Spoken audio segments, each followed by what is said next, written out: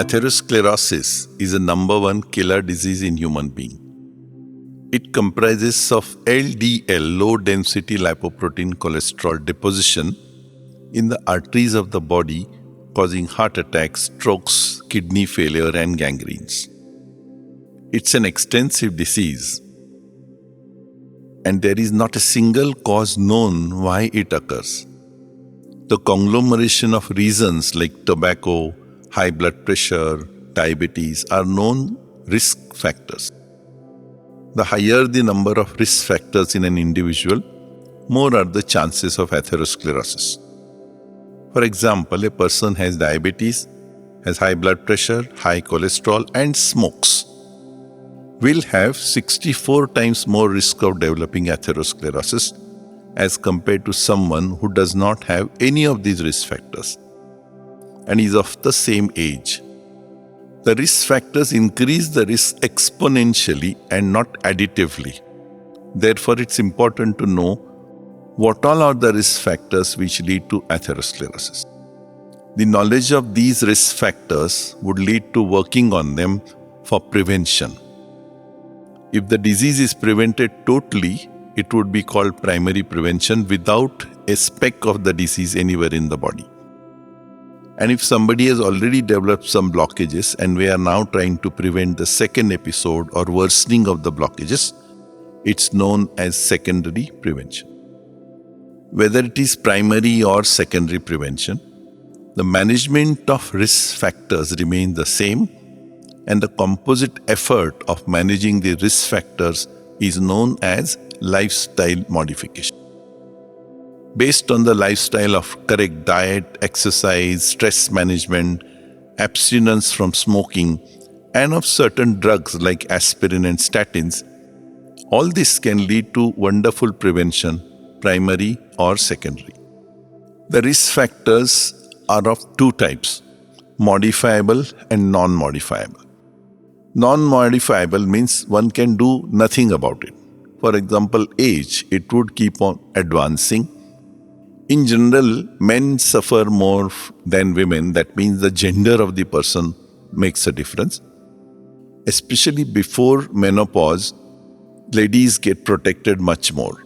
After menopause, the risk of a woman and a man remains the same for development of atherosclerosis. Third non-modifiable risk factor is hereditary or genetic aspect. When one is born, gene set is already there existing with that individual. To pen a single line, a first-degree relative like mother, father, brother, sister having suffered from a heart attack or a stroke or any form of atherosclerosis before the age of 55 comprises of the family history. An uncle suffering or a cousin suffering, that means they are not from the primary family, does not constitute family history. Family history also has to be sought in details. Someone comes up and says, my father died at the age of 45 of a heart attack, so do I carry the risk? Well, if the father was a smoker and he died of complications of smoking as in heart attack, it does not obviously become a family history. Unfortunately, at present, there are no genetic studies which can tell us in advance whether one is prone for a disease or not. What runs in the family is the heightened risk of atherosclerosis at early age. What can also run in the families is obesity, diabetes, high blood pressure, and also a disease called familial hypercholesterolemia, in which the LDL cholesterol levels in the blood are exceptionally high.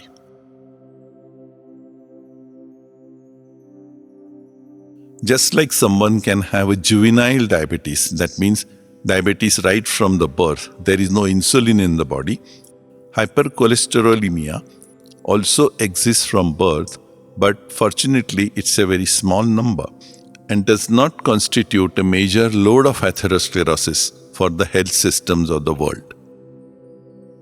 Cultural differences are also a risk factor, which is a fourth non-modifiable risk factor. For example, generally Indians suffer from coronary artery disease at a very early age, and the pattern of disease is different from what we see in Western world. An American suffers more from atherosclerosis of the brain arteries. European suffers more from atherosclerosis of the leg arteries. So these kind of geographical and cultural differences exist, and they still are quite non-modifiable. Thus, in non-modifiable risk factors, we can say age, gender, family history, and culture of the society. The other group is a modifiable risk factor, which is a long list. It's diabetes, high blood pressure, high cholesterol in the blood, tobacco consumption in any form, obesity, sedentary lifestyle, high-strung, stressful individuals, high blood pressure.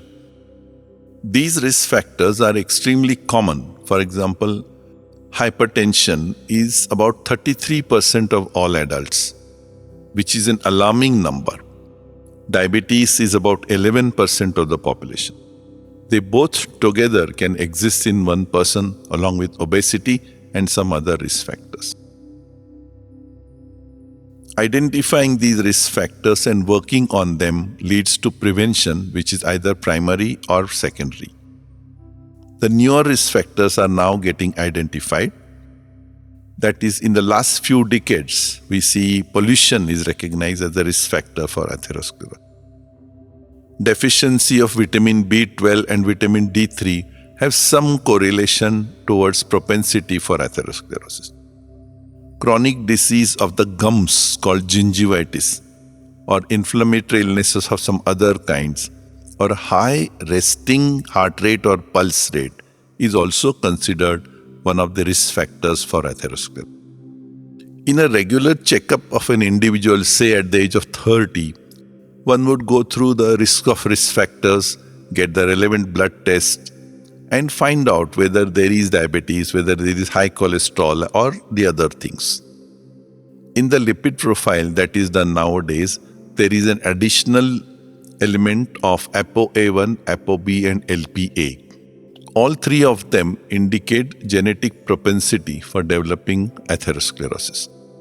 So other than the traditional lipid profiles like the total cholesterol, triglyceride, LDL, and HDL, these are the ones are asked for when somebody suffers from a heart attack at a very early age. The treatment, however, for this is the same as anything else. That means treat the complication like a heart attack or a stroke and reduce the LDL cholesterol to the minimum as low as 30 milligrams percent, and the normal value is above 100 milligrams percent. Imagine a person who is 60 years old lady, has retired as a bank manager. She is sedentary type of lifestyle. She is overweight. She has high blood pressure, diabetes, doesn't smoke, but has a high-strung, anxious type of personality. Her LDL cholesterol levels are 145 instead of the 100 that we expect in such a person. Such a lady would be extremely prone for development of atherosclerosis, and advanced investigations like CT angiography needs to be performed in them. Other screening tests like stress test, TMT, thallium test, stress echocardiography, let's leave it for the experts to decide. Just let's enumerate some normal values. Weight, that is BMI, should be less than 22. Blood pressure should always be below 130 systolic. Heart rate should be between 70 to 80 per minute. HbA1c, that is 3 months average sugar, should be less than 6. LDL, the bad cholesterol, should be less than 100. Kidney function, that is serum creatinine, should be normal. Vitamin B12 should be above 300 and vitamin D3 should be above 35. These are the parameters for adults, and they should be checked first at the age of 20, then at the age of 30, and then periodically every 3 years to 5 years, depending on whether they are abnormal or normal. If any abnormality is found, it should be followed up with a regular doctor. In all, the risk factors are the ones which lead to development of blockages in the arteries of the heart, leading to heart attack and strokes. This disease called atherosclerosis should be prevented at any cost.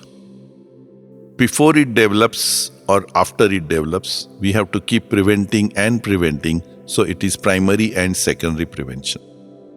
The list of risk factors is long, but the methods to tackle them is to have a normal, proper diet, moderate exercise, abstinence from smoking, a relaxed way of life with family and friends, and periodic checks to maintain the biochemistry of that individual. With such simple measures, with regularity, sincerity, and consistency, we can have wonderful prevention of primary and secondary atherosclerosis.